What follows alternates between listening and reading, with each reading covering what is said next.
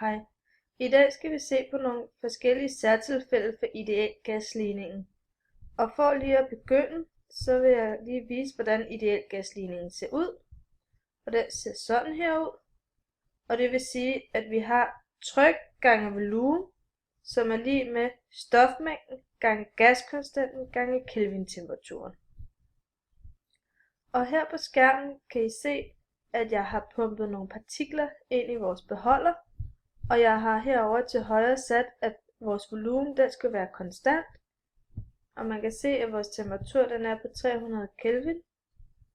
Og nu vil jeg så opvarme beholderen. Og så skal vi så se, hvad der sker med trykket.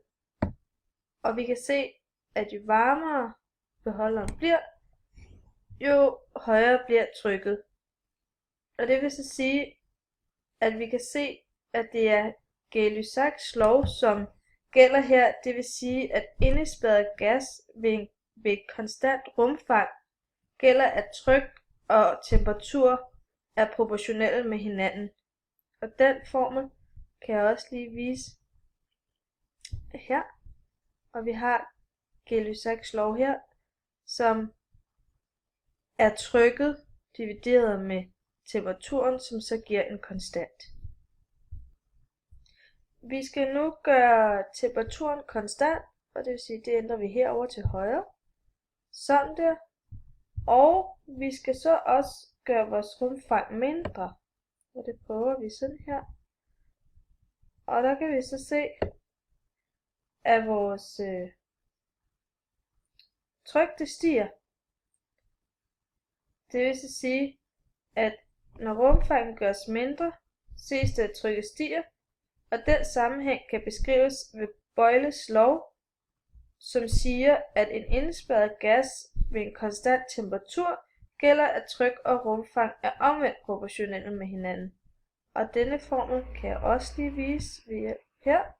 Vi har Boyles lov her. Det vil sige, at trykket ganget med rumfanget er lig med en konstant.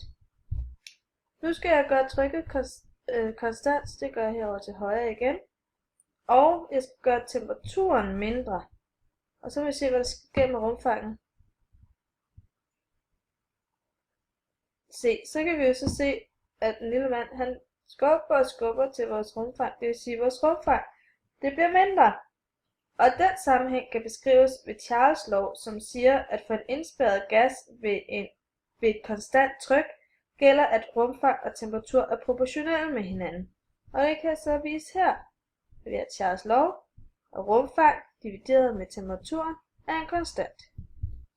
Nu holder jeg rumfanget konstant, og vil nu pumpe flere partikler ind i beholderen. Og så må vi så se, hvad der så sker her. I kan se, at når rumfanget holdes konstant, og pumper flere partikler ind, så ser vi, at trykket det stiger. Jeg kan lige prøve på nogle flere. Ja. Så altså der må være tale om en ligefrem proportionalitet mellem stofmængden og tryk.